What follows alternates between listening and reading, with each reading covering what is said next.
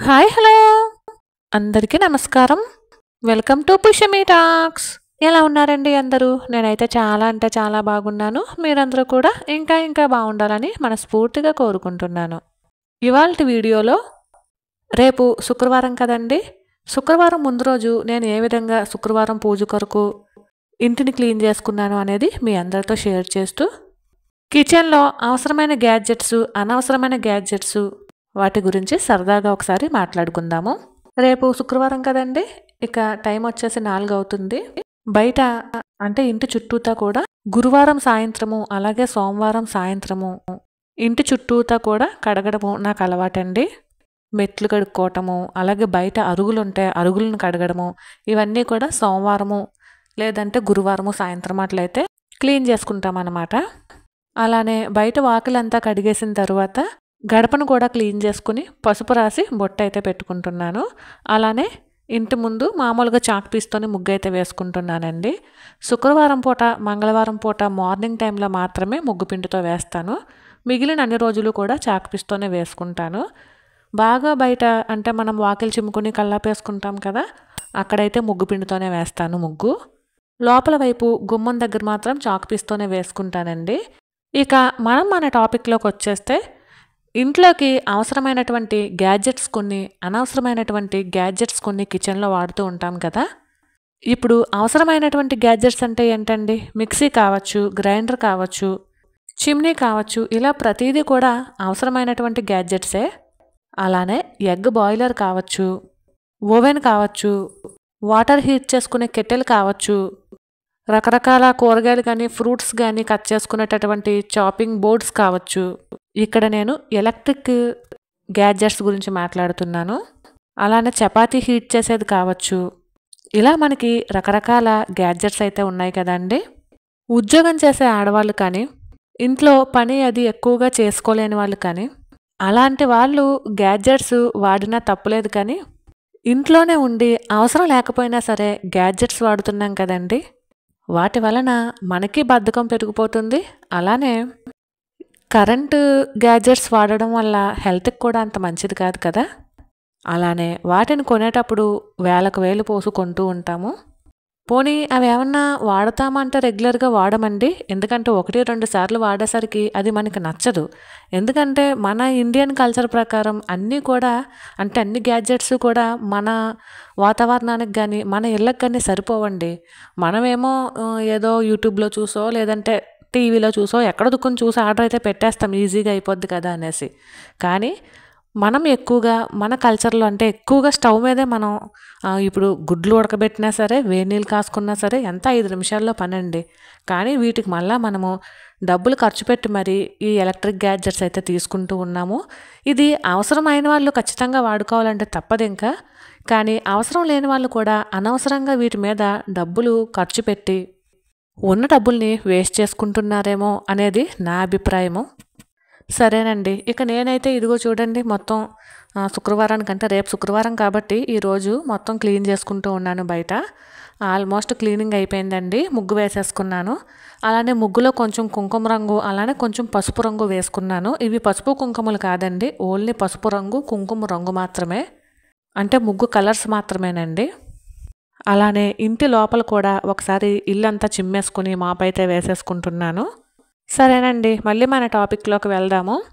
ఈ గ్యాడ్జెట్స్ అన్నీ కూడా మనం ఎక్కడో ఒక చోట చూసుంటాం. అది మన బంధువుల ఇళ్ళల్లోనా, ఫ్రెండ్స్ ఇళ్ళల్లోనా, లేదంటే సోషల్ మీడియాలోనా, టీవీలోనా, ఇలా ఎక్కడో దుక్కుని చూసుంటామండి.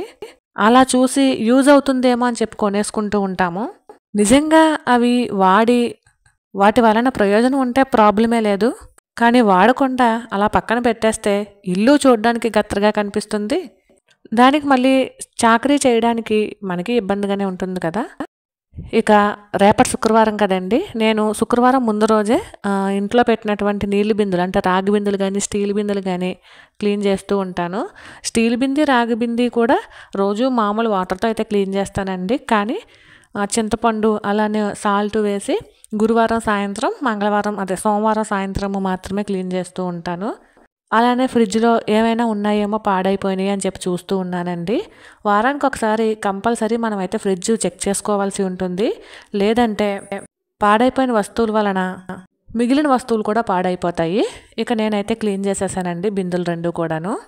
అలాగే బట్టలయి ఆల్రెడీ ఉతికేసాను. ఈరోజు బట్టలు ఈరోజు సాయంత్రమే ఉతికేసానండి. ఎందుకంటే శనివారం ఇంక నేను బట్టలైతే ఉతకను. శనివారం మార్నింగ్ తలస్నానం చేసేసి పూజ అయితే చేసుకుంటాం కదండి. ఇంకా తలస్నానం చేసిన తర్వాత ఎందుకో నాకు బట్టలు ఉతకాలనిపించదు. అందుకనేసి శనివారం అయితే నేను బట్టలు ఉతకనండి. ఇంకా ఆదివారం ఎలాగా పిల్లలు ఇంట్లో ఉంటారు కాబట్టి ఆదివారం కూడా బట్టలు ఉతుకును. మళ్ళీ సోమవారమే. అలానే కిచెన్ కూడా నీట్గా క్లీన్ చేసేసుకుందామని సింక్లో ఉన్నటువంటి గిన్నెలు తోమేసి గ్యాస్ స్టవ్ అది కూడా ఒకసారి తోమేసి క్లీన్ చేసేస్తానండి.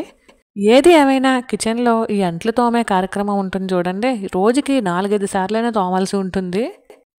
ఇక అంట్లు తోమేశాక గ్యాస్ స్టవ్ కూడా ఒకసారి శుభ్రంగా తోమేసుకుని గ్యాస్ బర్నర్లు అవి ఉంటాయి కదండి, పైన స్టాండ్లు ఇవన్నీ కూడా క్లీన్ చేసేసుకున్నానండి.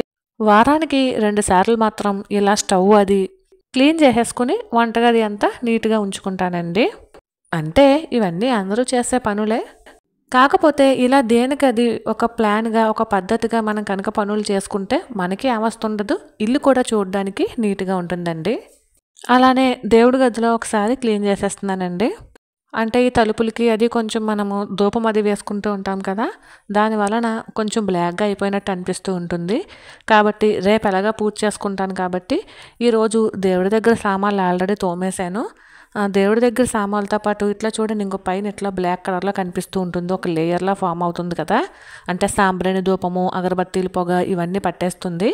దానివలన ఒకసారి కబోర్డు కూడా క్లీన్ చేస్తున్నాను అనమాట. అంటే శుభ్రంగా తుడుస్తున్నాను. మనం వెట్ వైప్స్ వాడుతూ ఉంటాం కదండి మొహానికి, ఆ వెట్ వైప్స్తో క్లీన్ చేస్తే చాలా నీట్గా అయితే వచ్చేస్తుందండి. అవి కబోర్డ్లే కాదు, దేవుడి గదిలో గ్రానైటే కాదు, చాలా నీట్గా వస్తుంది క్లీన్ చేసుకుంటేనే వెట్ వైప్స్తో అయితేనే. అలానే పొగ కట్ట కూడా చాలా నీట్గా క్లీన్ అయిపోతుందండి. ఇవి ఆల్రెడీ కొంచెం తడితడిగా ఉంటాయి కాబట్టి మనం మళ్ళీ వీటిని తడపనవసరం లేదు. అలానే దేవుడి గదిలో మనకి పువ్వులు అవి ఉంటాయి కదండి, అవి కూడా కాలువలో కల్పించేద్దామని కవర్లోకి అయితే తీసేసాను. ఇక దేవుడి గదిలో అంటే ఆల్రెడీ క్లీన్ చేసేసుకున్నాను కదండి, ఆ దేవుడి సామాన్లు అవి ఆల్రెడీ తోమేసుకున్నానని చెప్పేసి అన్నాను కదా, వాటికైతే గంధంతో బొట్లు పెట్టేసి పైన కుంకుమతో బొట్లు అయితే పెట్టుకుంటాం కదండి. ఇక నేను కూడా దేవుడి సామాన్లకి అది బొట్లు అవి పెట్టేస్తున్నాను. ఎలాగైనా దేవుడి గదిలో దేవుడి సామాన్కి ఇలా గంధంతోని కుంకుమతోని బొట్లు పెట్టుకుంటే భలే అందంగా కనిపిస్తాయి కదా.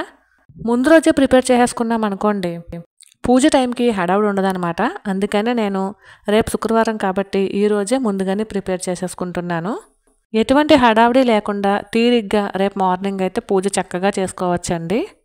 అలానే రేపటికి కావాల్సినటువంటి పువ్వులు, అరటిపళ్ళు, కొబ్బరికాయ కూడా తెచ్చుకున్నాను. నాకు పువ్వులు వచ్చేసి 20 రూపాయలు పడినాయండి. అంటే ఇప్పుడు పూజలు ఏమి కాదు కాబట్టి కొంచెం తక్కువ రేటుకే వచ్చాయి. అంటే ఎక్కువ వచ్చాయండి, తక్కువ రేట్ అని చెప్పను కానీ ఎక్కువ పూలు వచ్చాయి అన్నమాట. అలానే కొబ్బరికాయలు కూడా తెచ్చుకున్నానండి రేపటికి ఎల్లుండికి కూడాను. కాయ 25 రూపాయలు పడింది. అలానే గురువారం సాయంత్రం ఈరోజు సంధ్యాదీపం అయితే పెట్టేసుకున్నానండి. కొన్ని తెల్ల పూలు చెట్టును ఉంటే అవే కోసుకుని వచ్చి చక్కగా సంధ్యాదీపాన్ని అయితే పెట్టేసుకున్నాను. ప్రతిరోజు కూడా మిగిలిన పనులన్నీ ఎలా ఉన్నా సరే పూజ గదిలో పూజ చేసుకున్నంతసేపు మాత్రం చాలా ప్రశాంతంగా ఉంటుంది కదా.